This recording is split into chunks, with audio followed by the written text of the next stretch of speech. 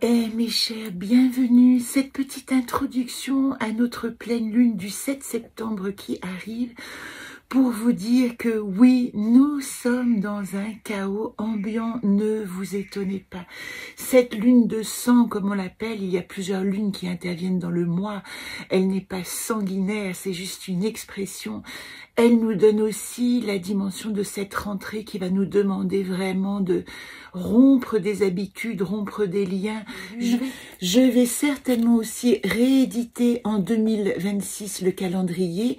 Il sera assez ressemblant à celui-là, mais surtout très utile pour ceux et celles qui veulent suivre ce que j'appelle mon école du jeu, c'est-à-dire une fois par mois, un rendez-vous collectif pour apprendre à tirer les cartes avec tous les tirages que j'ai créés, les modes d'emploi, et puis une fois par mois pour chaque élève, un entretien individuel ou téléphonique ou en direct, et je vous en reparlerai à la fin de l'année. Mais c'est en train de se mettre en place et je serai vraiment heureuse de créer ces rencontres, surtout des rencontres en présence où nous pouvons ensemble nous exercer à rencontrer tous les mondes symboliques tels que vous les connaissez maintenant dans mon univers. Je vous précise que mon site est bientôt disponible, www.anacartelejeu.org. Je remercie ma merveilleuse Stéphie de s'en occuper en ce moment et de le rendre un petit peu plus accessible. Vous aurez toutes les infos qu'il vous faut. Abonnez-vous au blog puisque c'est là que je vous donnerai des informations un petit peu plus fréquentes. Et la dernière nouvelle, c'est que j'ai terminé la mise en page de mon édition du feuilleton 2025. Donc, si vous avez envie de le précommander, c'est tout à fait possible. Je vais le faire en 50 exemplaires. Il sera disponible à partir de Noël. Voilà un joli cadeau que vous pourrez faire. J'en profite quand même, juste avant, pour vous rappeler les bains de Ellul. Je vous invite très simplement avec un post à faire ce rituel des bains de Ellul que j'apprécie en ces temps de rentrée et qui nous permet aussi en ces temps de nettoyage karmique de nettoyer tout ce dont nous n'avons plus besoin. Une carte par jour pendant 13 jours. Avant le tirage sur lune, je vais laisser la place aux enseignements que nous donne cette pleine lune au niveau symbolique, énergétique, tout ce que nous avons à savoir pour traverser ce tumulte. Et en avant pour les informations de la quinzaine.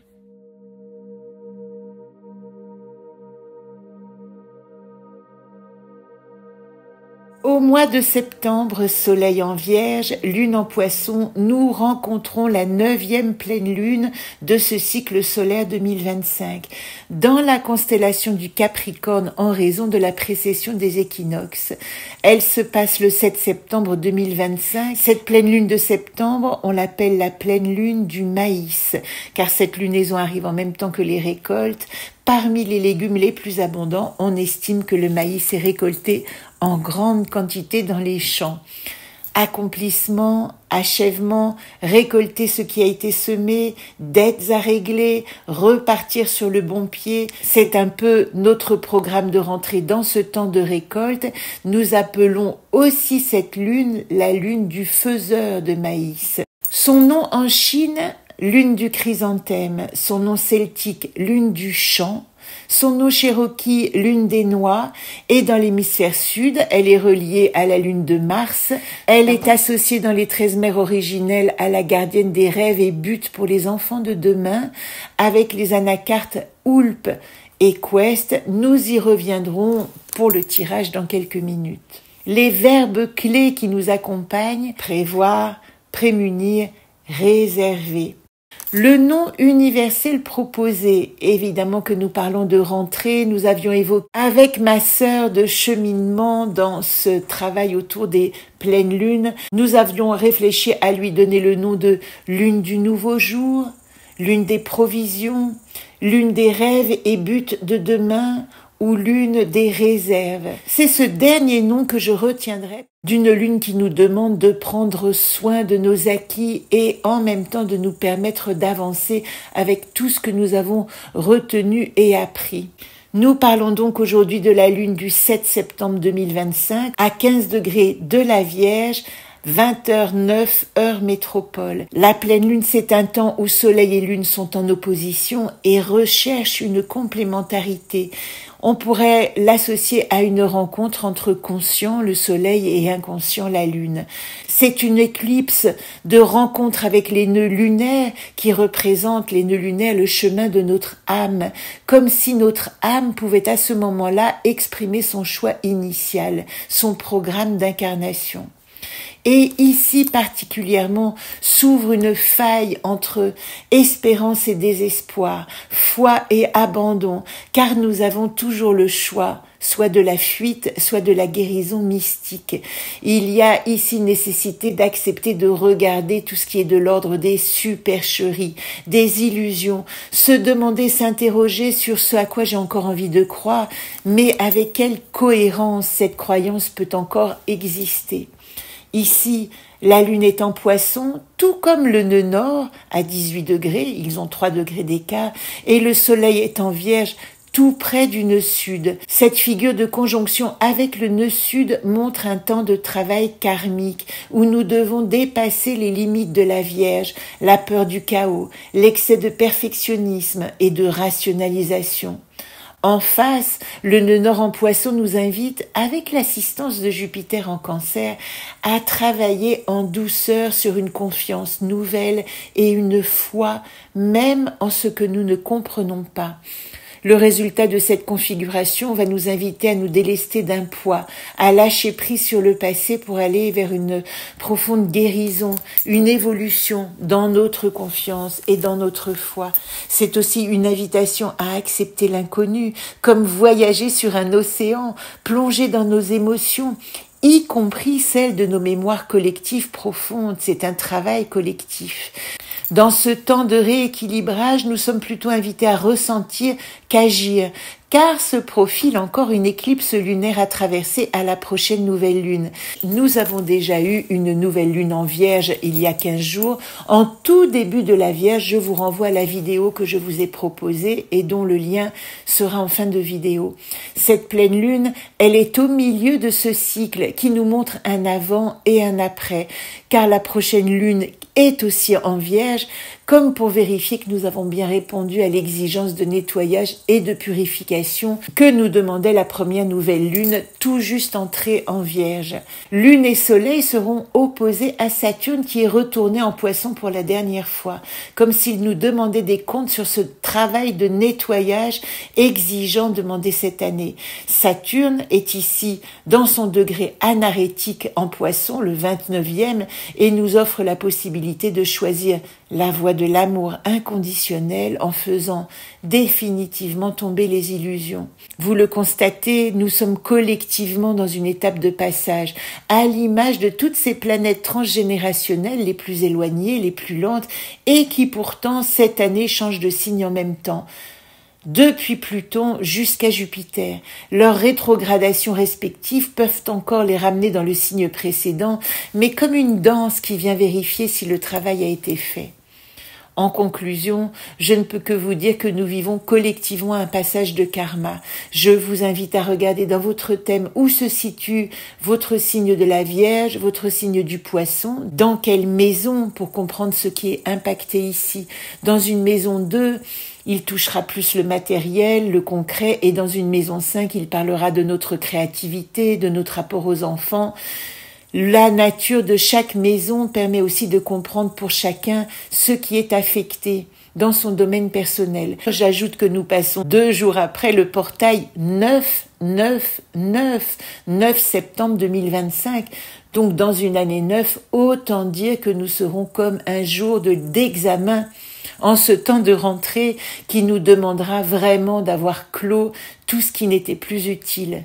Dans ce temps de détox émotionnel, où nous pouvons être submergés par des émotions qui nous dépassent, je vous invite à tenter ce rituel de purification des bains de Ellul pendant ces 13 jours avant la prochaine lune. Prendre ce bain dans une intention de nettoyage, nous laisser baigner d'eau comme celle de nos larmes si nécessaire, laisser s'écouler ces douleurs qui appartiennent au passé, c'est une promesse de guérison physique, par le cœur. Je vous proposerai de vous accompagner car je fais chaque année ce rituel des 13 bains de Ellul qui me permet de rentrer dans une nouvelle conscience, comme si j'avais symboliquement nettoyé toutes les scories de cette année qui sont à délester ou à dépasser. Nous arrivons à notre tirage Solune. La pleine lune des rêves et buts de demain est associée aux anacartes Oulp et Quest. Dans ce cycle de pleine lune, nous sommes informés par moi, Quest, dans le monde Oulp. J'accepte de m'alléger pour accompagner ce que me propose l'univers, lâcher prise sur la maîtrise des événements, me laisser porter avec foi et confiance. Et je vous retrouve tout de suite en direct pour le tirage. Si vous regardez la roue Solune, nous voyons que nous en sommes arrivés à la 9e gardienne, c'est-à-dire que nous rentrons vraiment pleinement dans la direction de l'Ouest. Je vous rappelle qu'à la fin du mois de septembre, nous viendrons rencontrer ce bilan de l'Ouest avec Garit. Qu'est-ce que je vois? Qu'est-ce que j'ai été comprendre à l'intérieur de moi qui va me permettre maintenant de le mettre à l'extérieur et de le vivre pleinement, dans une sorte de complétude, en fin de compte, ou de conscience un peu plus complétée. Nous sommes aujourd'hui dans un axe de pleine lune, ce qui veut dire que c'est Quest, moi, dans le monde Oulp. Moi, Quest, c'est vraiment la carte qui va nous parler de légèreté. Avec Quest, celle qui sème les graines de vie pour le monde de demain, je suis invitée à traverser cet espace où mes rêves constituent mon air, mon oxygène, mon horizon réel.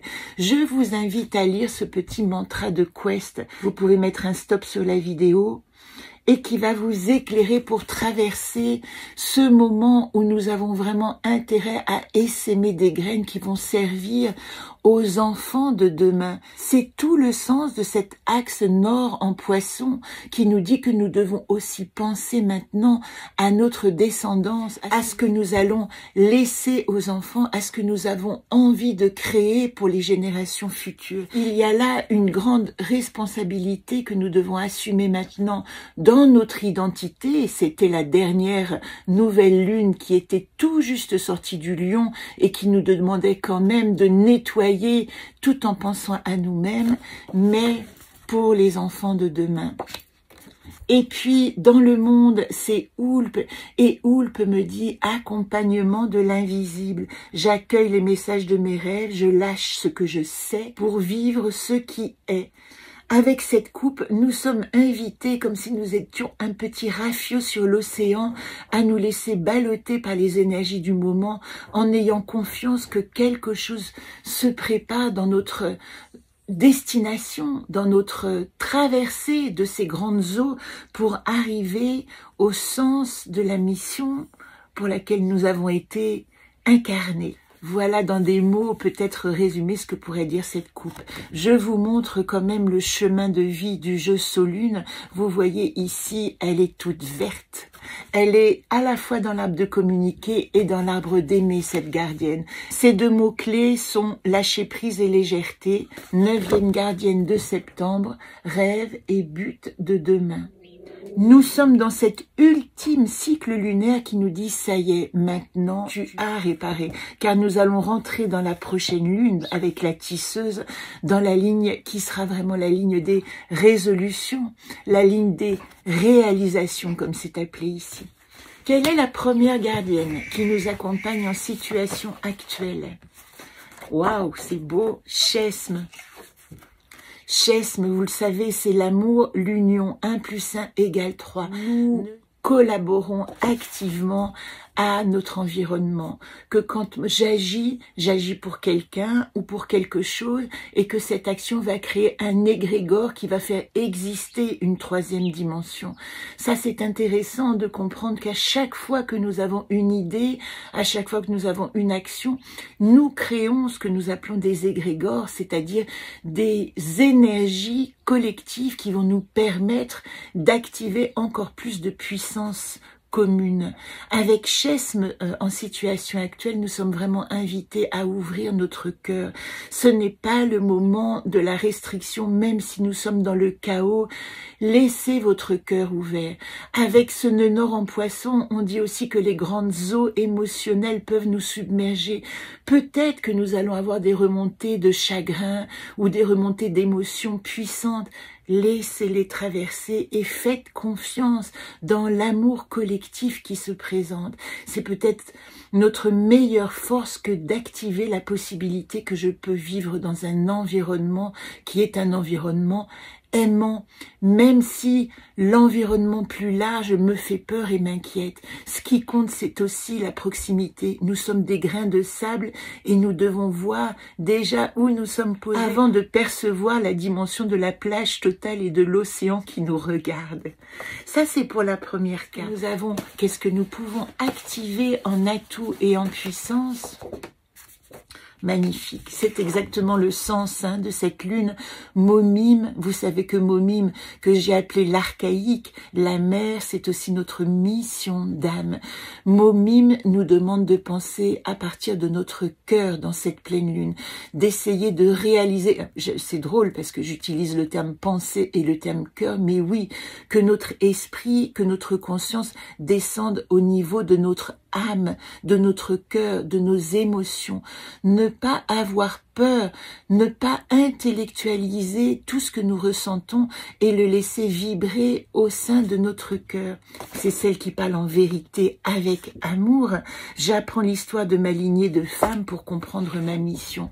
Je ne peux m'empêcher de penser à quel point cette pleine lune, elle nous apprend aussi quelle est la dimension des gens qui nous entourent, quelle est ma lignée, ma mission et comment je peux me relier à la plus grande vérité en moi, au lieu de juste regarder les événements extérieurs en craignant éventuellement ce qui se passe. On nous menace, le 10 septembre arrive, après le portail 999, et je n'ai même pas l'intention de vous relater ici toutes les peurs qui sont agitées par les médias, mais essayons de dépasser ces discours anxiogènes et de rentrer dans une confiance. C'est aussi ce que nous dit Quest, la légèreté, de dépasser un peu ce paysage de guerre et puis de problèmes qui nous est proposé et d'essayer de prendre un peu de recul et de hauteur sur l'ici et maintenant et là où nous vivons déjà une certaine opulence du moment présent. Il fait beau, je peux vous parler. Nous vivons dans un calme relatif dans notre vie personnelle.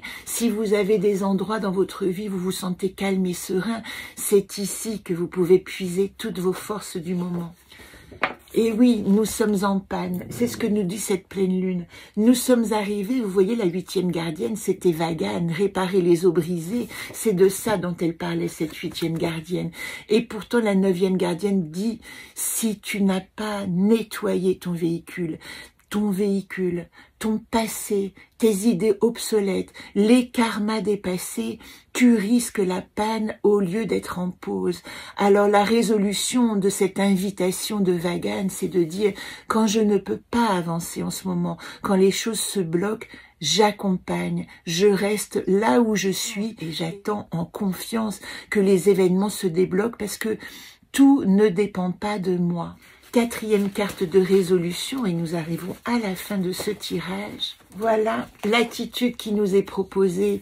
Bosem, un enfant, l'enfant intérieur, l'enfant nirvanesque. Vous savez comme j'aime cette carte qui représente pour moi exactement la personne qui est en train de vivre cette incarnation, cet enfant nirvanesque à l'intérieur de nous.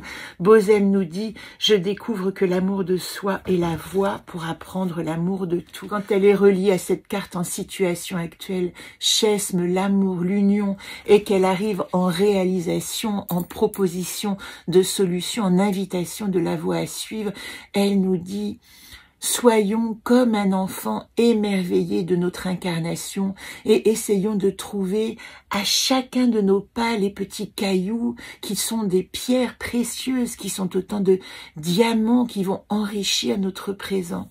C'est un magnifique tirage d'espoir et d'espérance et qui nous rappelle que même si nous sommes chahutés dans ce temps, ça paraît évident qu'il y a des heurts et qu'il y a des inquiétudes qui vont certainement nous secouer. rencontrer, rappelez-vous ce que vous êtes au plus profond, ce que nous sommes au plus profond, un enfant émerveillé de cette incarnation qui va pouvoir avancer en confiance, en faisant confiance à l'invisible. Je vous souhaite une très belle pleine lune. Je commenterai mes bains de Ellul depuis l'île de la Réunion. Est-ce que c'est pas génial, ces synchronicités extraordinaires? Mon premier bain de Ellul se passera sur l'île de la Réunion où je clôturerai une aventure d'1 an. Regardez, veillez les synchronicités qui se présentent et saluez-les avec toute leur magnificence. Très belle quinzaine à vous.